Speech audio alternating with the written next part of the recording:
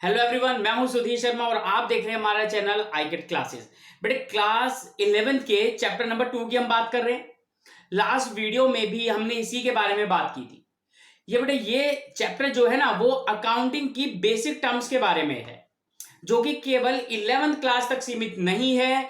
ये जितनी भी फर्दर हम अकाउंटिंग करेंगे हर जगह इसको हम लोग यूज करेंगे। तो जैसे कि वीडियो नंबर 1 में हमने बात की थी कैपिटल की, ड्राइंग्स की, फिक्स एसेट्स की और लायबिलिटी की। बट अगर आपने वो पार्ट नहीं देखा है तो पहले वो पार्ट देखिएगा, क्योंकि जितनी भी 4 टर्म मैंने बात की थी लास्ट वीडियो में मोस्ट इंपॉर्टेंट है। मतलब हर एक क्वेश्चन, जब हम आगे प्रैक्टिकल क्वेश्चन पे आएंगे ना, तो कोई भी क्वेश्चन ऐसा नहीं होगा जिस क्वेश्चन में इन टॉपिक्स के बारे में बात ना हो। यानी कि पूरा चैप्टर अपने आप में बहुत इंपॉर्टेंट चैप्टर है। तो आइए स्टार्ट करते हैं बाकी की टर्म्स। 4 टर्म के बाद आज है नंबर 5th टर्म का। बेटे मैंने आपको जैसे बताया था, मैं आपकी बुक के अकॉर्डिंग एक सिस्टमेटिक तरीके से, जो मतलब सिस्टमेटिक नहीं, एक सीक्वेंस में नहीं चल रहा हूं। मुझे लगता है जो चीज आपके लिए आसान होगी पहले समझना और बहुत इंपॉर्टेंट है, मैं उसी को समझा रहा हूं ताकि आगे की टर्म्स आप आसानी से समझ पाए। देखिए अब जो आज हम यहां बात करने जा रहे हैं, अगर हो सके साथ साथ लिखिए, साथ साथ नोट करते चलिए। बेटे जो 5th टर्म है उसको मैं बोलूंगा गुड्स। बेटे जो मैं बात कर रहा हूं गुड्स की, गुड्स क्या होते हैं? वो सारे आइटम्स जिसमें हम डील करते हैं, जिस चीज का हमारा बिजनेस होता है, जिस चीज में हम डील करते हैं, उसको हम बोलते हैं गुड्स। दूसरी चीज, गुड्स जो चीजें हम खरीदते हैं टू प्रोड्यूस अनदर प्रोडक्ट, वो कहलाते हैं हमारे लिए गुड्स। जैसे कि मैं गया और बेटे ये मार्कर्स खरीद के लाया बेचने के पर्पज से। जो आइटम मैं खरीद रहा हूं बेचने के पर्पज से, दिस इज कॉल्ड गुड्स। यानी कि मैंने जब ये आइटम खरीदे ना बेचने के पर्पज से, मैंने बनाए नहीं है, सिर्फ खरीद के लाया हूं बेचने के पर्पज से, तो वो क्या कहलाएंगे बेटा? गुड्स। परचेज तो मैंने लैपटॉप भी किया, परचेज तो मैंने कंप्यूटर भी किया, परचेज तो मैंने एसी भी किया, परचेज तो मैंने कार भी की, परचेज तो मैंने बाइक भी की, लेकिन वो सभी चीजें मेरे लिए गुड्स नहीं कहलाएंगी। रीजन, जिस चीज को हम खरीदते हैं उसका पर्पस खरीदने का क्या है, वो डिसाइड करेगा कि वो आइटम गुड्स है कि नहीं है। दूसरी बात, ये तो मैंने डायरेक्टली बेटा खरीदा और बेच दिया, लेकिन जिसने ये मार्कर बनाया बेटे उसने इंक खरीदी, ठीक है ना, उसने इसका प्लास्टिक खरीदा, उसने इसकी पैकिंग करवाई। तो बेटे जितने भी चीजें उसने रॉ मटेरियल खरीदा था to produce this item, this markers, तो बेटा वो सारी चीजें भी उसके लिए कहलाएंगी गुड्स। यानी कि गुड्स वो सारे आइटम जो कि हम किसी दूसरे गुड्स को बनाने के लिए यूज करते हैं या फिर खरीदते हैं बेचने के पर्पज से, वो सारी चीजें गुड्स कहलाएंगी। राइट? पर्टिकुलर एक चीज कभी भी गुड्स नहीं होती। मैं एग्जांपल देता हूं बेटा। मैंने बोला कि मैंने कुछ बुक्स खरीदी हैं, लेकिन बेटा वो बुक्स मैंने अपनी लाइब्रेरी में रखने के लिए, अपनी नॉलेज को इनहेंस करने के लिए, खुद पढ़ने के लिए रखी है, तो वो मेरे लिए गुड्स नहीं है। लेकिन मैं जिससे वो खरीद के लेकर के आया उसके लिए वो गुड्स है। मैंने लैपटॉप खरीदा, मेरे लिए वो गुड्स नहीं है। लैपटॉप, कंप्यूटर जो भी मैंने खरीदा वो मेरे लिए गुड नहीं है। लेकिन जिनसे मैं खरीद के लाया उन्होंने उसको बेचने के लिए ही लिया था, तो उनके लिए वो गुड्स है। यानी कि मैं आपको बोल दूं कि ये आइटम्स आप लर्न कर लीजिए, ये गुड्स हैं और ये गुड्स नहीं है, नहीं। सिर्फ हर आइटम गुड्स भी होगा और नहीं भी होगा, केवल उसका पर्पस आपको डिफाइन कर देगा कि वो गुड्स हैं कि नहीं है। जैसे कि लास्ट वीडियो में मैंने आपको एसेट्स के बारे में बताया, फिक्स एसेट्स। बड़े फिक्स एसेट्स वो एसेट्स होती हैं जिसको हम अपने बिजनेस में खरीदेंगे अपने बिजनेस को ऑपरेट करने के लिए, ना कि बेचने के लिए। लेकिन बेटे जिनसे हम खरीद के लेकर आए वो तो बेचने के लिए लेकर आए थे, तो वो उनके लिए गुड्स थे, हमारे लिए वो गुड्स नहीं है।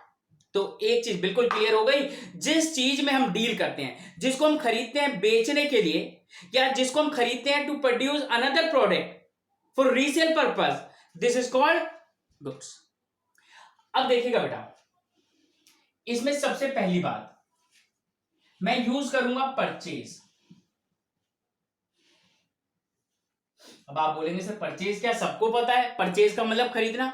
नहीं बेटा, अब अकाउंट्स में परचेज का मतलब थोड़ा सा चेंज हो गया। परचेज तो मैंने लैपटॉप भी किया, परचेज तो मैंने बुक्स भी की, परचेज तो मैंने मार्कर्स भी की, परचेज तो मैंने बहुत सारी चीजें की। लेकिन बेटे यहां पे परचेज केवल आप उन्हीं चीजों के लिए यूज करोगे that we purchase for resale purpose, that we purchase for producing another product. बड़ी अगर ये मैंने मार्कर्स खरीदे हैं ना तो मैं बोलूंगा मैंने परचेज किए बेटा। लेकिन मैंने अगर मैं मतलब परचेज के नीचे लिखूंगा कि मैंने मार्कर्स परचेज किए क्योंकि मैंने खरीदे बेचने के लिए, इसका मेरा बिजनेस है। लेकिन मैं दूसरे आइटम जो खरीद रहा हूं जिसका जो केवल मेरे बिजनेस में मुझे ऑपरेटिंग में मदद करेंगे उनको मैं परचेज नहीं बोलूंगा। उसके बाद सेम चीज बेटा सेल में भी मैं सेम चीज ही यूज करने जा रहा हूं। सेल के लिए भी मैं सेम चीज ही यूज करने जा रहा हूं कि मैं बोलूंगा कि मैंने ये सेल किया है। तो बेटा सेल करने का मतलब ही यहां पे वही आएगा कि मैंने वो आइटम्स बेचे हैं जिस चीज का मेरा व्यापार, जिस चीज का मेरा बिजनेस है, जो मैंने खरीदा ही है बेचने के लिए।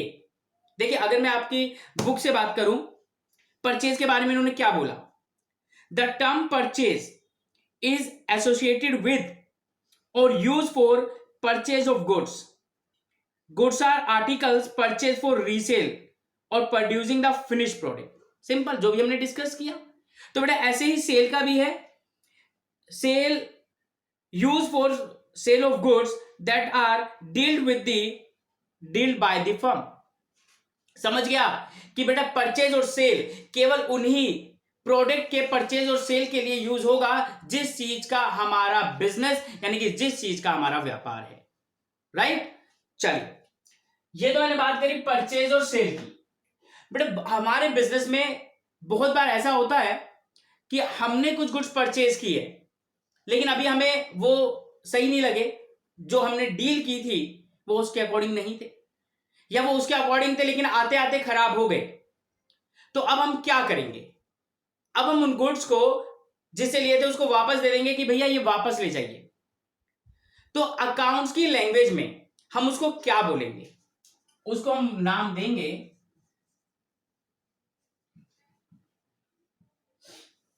परचेज रिटर्न का, उसको हम नाम देंगे परचेज रिटर्न। उसी तरीके से यदि हमने कोई माल बेचा था और जिसको बेचा था उसने उसमें से कुछ प्रोडक्ट हमें वापस कर दिया तो बेटा उसको हम बोलेंगे सेल्स रिटर्न।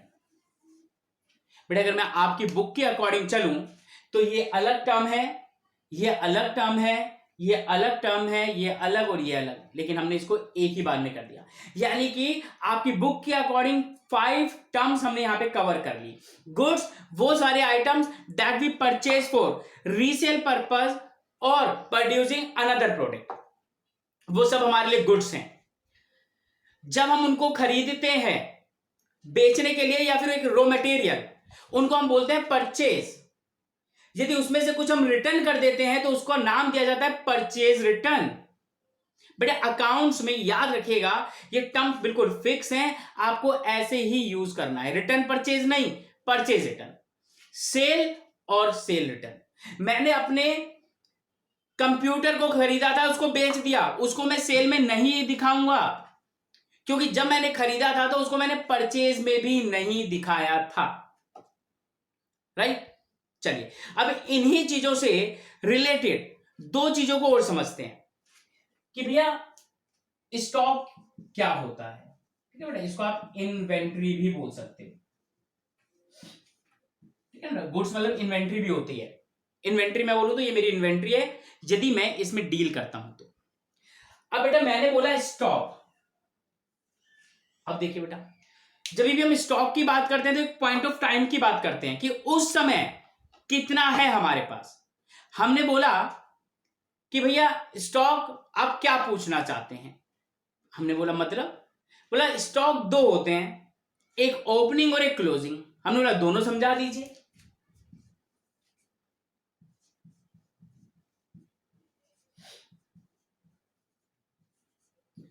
ओपनिंग स्टॉक और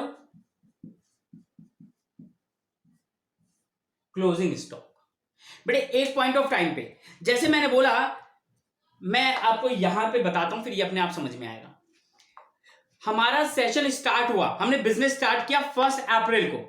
तो बेटा 1 अप्रैल को क्या मेरे पास कोई स्टॉक था? नहीं था। 1 अप्रैल को तो बिजनेस स्टार्ट हुआ था, उसके बाद मैंने खरीदना स्टार्ट किया, राइट। अब जब 31 मार्च को eight the end of the year जितना भी मेरे पास अनसोल्ड स्टॉक है, जितना भी मेरे पास अनसोल्ड स्टॉक है, this is called closing stock. याद रखिएगा, मैंने ऐसे 50 मार्कर खरीदे थे, 50 मार्कर्स मैंने परचेज किए, जिसमें से 50 में से मैंने 40 सेल कर दिए। तो बेटा जो 10 यूनिट्स बची है ना, उनका जो प्राइस होगा, this is called closing stock या closing inventory. At the end of the year जो भी यूनिट्स अनसोल्ड होती हैं, उनको हम क्या बोलते हैं? Closing stock. 31 मार्च खत्म हो गया, नेक्स्ट ईयर में हमने एंटर कर दिया, नेक्स्ट ईयर में अब हम एंटर कर रहे हैं, तो बेटा जो क्लोजिंग था इट विल बिकेम ओपनिंग। मैंने बोला जब एक रात खत्म होती है, आज पूरा दिन खत्म हो गया, आपकी पॉकेट में जितना भी पैसा है, दिस इज कॉल्ड क्लोजिंग। आज आप घर आए, रात हो गई, आपकी पॉकेट में 5000 रुपीज हैं, आप सो गए। अब सुबह उठेंगे तो क्या वो 5000 रुपीज कम या ज्यादा हो गए? नहीं हुए, सेम रहेंगे। जो 5000 रुपीज रात को आपके पास थे, वो क्लोजिंग स्टॉक था, and it will became opening in the next year. Next morning जैसे आपकी मॉर्निंग हुई, वैसे ही वो ओपनिंग बन गया, राइट। ये मैंने किसकी बात करी? मैंने खरीदा और बेचा, उसमें से जो बचा क्लोजिंग बन गया eight the end of the year, और नेक्स्ट ईयर की ओपनिंग में वो ओपनिंग बन गया। लेकिन बच्चे जो प्रोडक्शन सेक्टर होता है ना, प्रोडक्शन सेक्टर जो माल बनाता है, उसका क्लोजिंग स्टॉक कैसे निकालेंगे? क्योंकि क्लोजिंग आ गया तो ओपनिंग तो अपने आप आ जाएगा, हमें क्लोजिंग कैलकुलेट करना है, क्लोजिंग कैलकुलेट करना है। तो बेटे एक बात याद रखिएगा, जब मैं बात करूंगा यहां क्लोजिंग की, जब मैं बात करूंगा क्लोजिंग की, तो इसको मैं 3 कैटेगरी में डिवाइड करूंगा। नीचे कर लेते हैं, 3 कैटेगरी में इसको डिवाइड कर रहा हूं बेटा, 1 2 3। कहता है eight the end of the year, आज हमारे पास 31 मार्च है, साल खत्म हो गया। तो बेटे जब साल खत्म हो जाता है तो क्या खाली हो जाते हैं हम?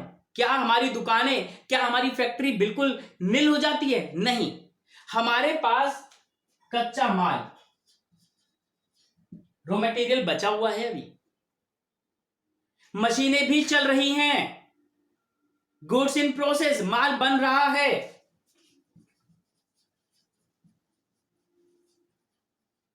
और उसी दिन 31 मार्च को ही कुछ माल बन के भी रखा हुआ है, फिनिश गुड्स।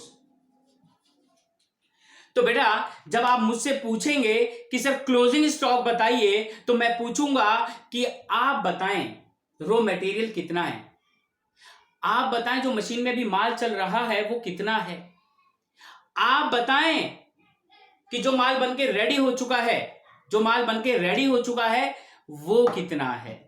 तो बेटा इन सभी का जब मैं सम कर दूंगा, इन सभी का जब मैं सम कर दूंगा, तो मुझे एक वैल्यू मिलेगी, मॉनेटरी वैल्यू मिलेगी।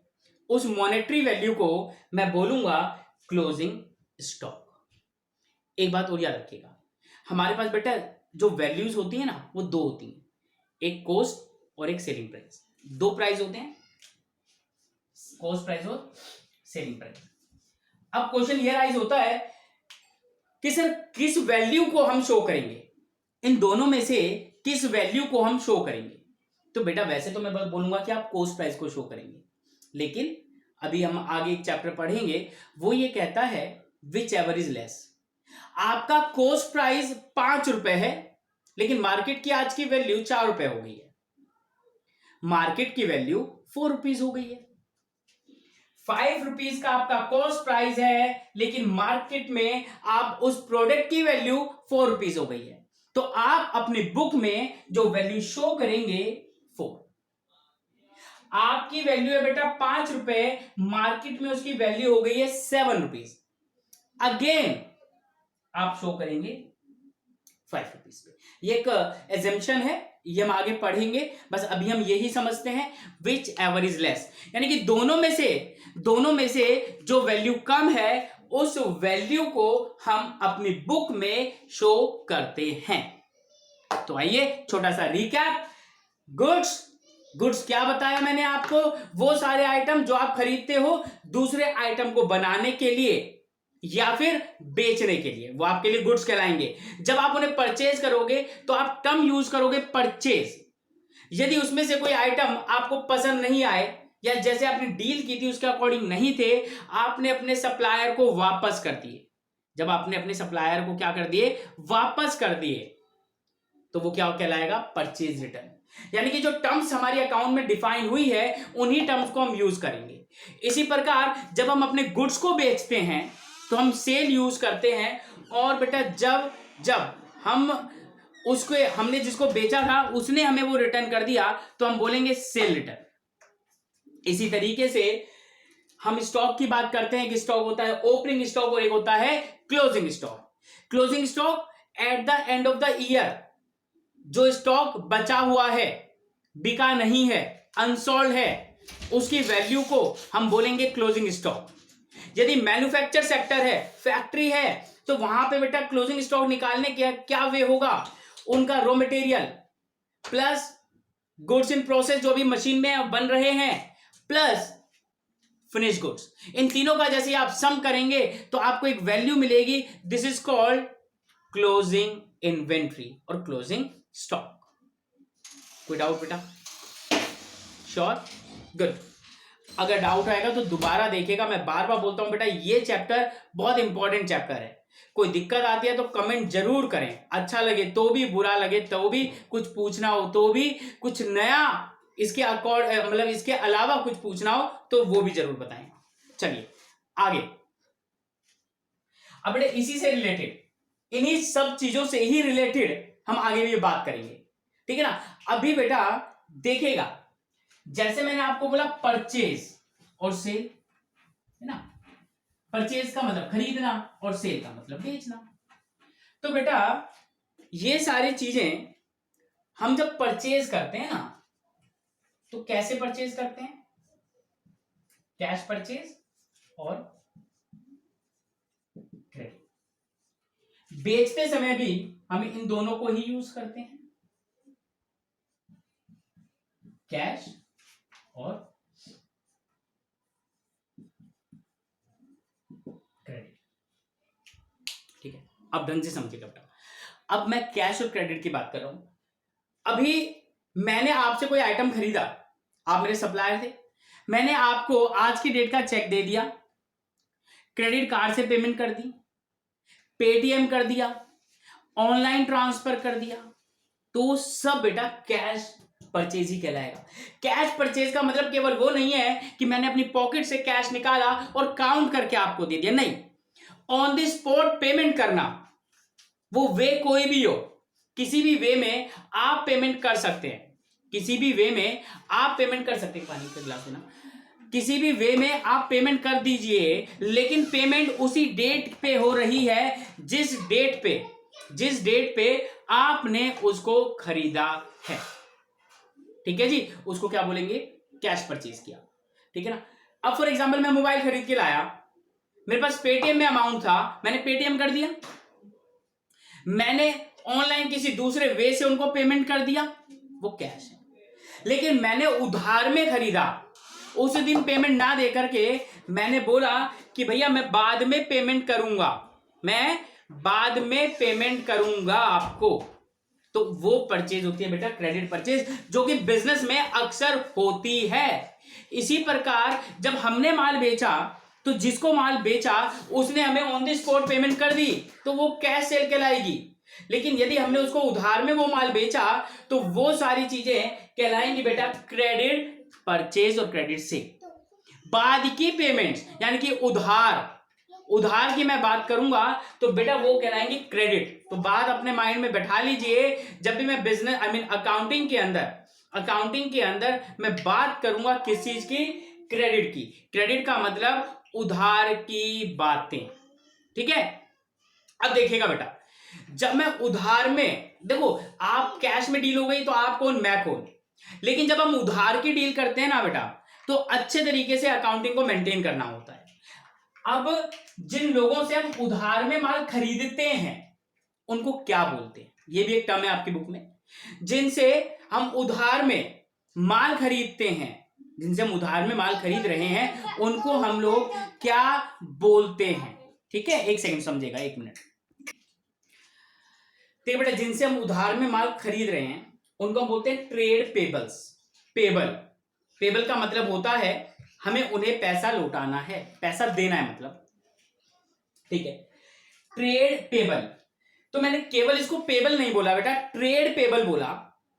पेबल में और ट्रेड पेबल में फर्क है। क्या फर्क है? मैंने आपसे उधार में पैसा लिया, वो वापस करना है कि नहीं करना? तो मैंने आपसे जो पैसा लिया एक तरह का लोन हो गया, वो मुझे पे करना है, तो मैं बोलूंगा पेबल है ये अमाउंट, करना है अभी। लेकिन क्या मैंने आपसे उधार माल खरीदा? नहीं। तो बेटा पेबल और ट्रेड पेबल में बस यही फर्क है, जो पैसा मुझे लौटाना है ना, अगर वो स्टॉक से रिलेटेड है, यानी कि मैंने परचेज किया था उससे रिलेटेड है, तो मैं बोलूंगा ट्रेड पेबल्स। ट्रेड बोलते ही ट्रेड मतलब व्यापार, समझ में आ गया था कि यानी कि भाई आपने उधार माल खरीदा था। अगर मैं केवल पेबल बोलता हूं तो वो कुछ और हो सकता है। मैंने आपसे पैसा लिया उधार में, देना है। मैंने आपसे कोई काम कराया, आपका कमीशन देना है, वो पेबल हो गया। रेंट अभी बकाया है, वो देना है, वो पेबल हो गया। तो बेटा पेबल और ट्रेड पेबल में फर्क है। ट्रेड पेबल का मतलब एकदम क्लियर हो जाता है कि जिन लोगों से हमने उधार माल खरीदा है उनको जो पैसा देना है उसकी हम बात कर रहे हैं, ठीक है।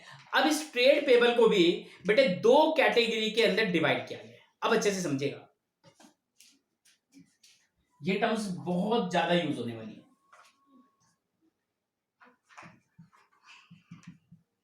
क्रेडिटर्स, सन्ड्री क्रेडिटर्स लिखा होगा आपकी बुक में तो भी वही है, ये क्रेडिटर्स, ठीक है बेटा। और एक जगह लिखा होगा बिल्स पेबल, ठीक है बेटा। एक जगह लिखा होगा क्रेडिटर्स और एक जगह लिखा होगा बिल्स पेबल। अब अच्छे से समझना, मैं आपके पास आया, आपसे उधार माल खरीदा, मैं आपका रेगुलर कस्टमर था, मैंने कहा 50,000 रुपए का माल दे दो, ठीक है भैया।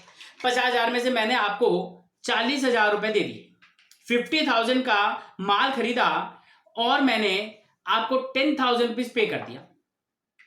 तो मैंने कहा 40,000 में कर दूंगा, आपने बोला ठीक है यार कर देना, कोई नहीं जाओ। यानी कि ओरल आपको मैंने बोला और ओरली आपने हाँ कर दिया, केवल 10,000 की आपने एंट्री कर दी, 40,000 लिख दिया कि भैया इससे लेना है। मैंने बोला 10 दिन में 20 दिन में दे दूंगा मैं आपको। 10 दिन 20 दिन हो गए मेरे पास नहीं आए, मैंने बोला 5 दिन बाद दे दूंगा, ओके चलता है, ठीक है।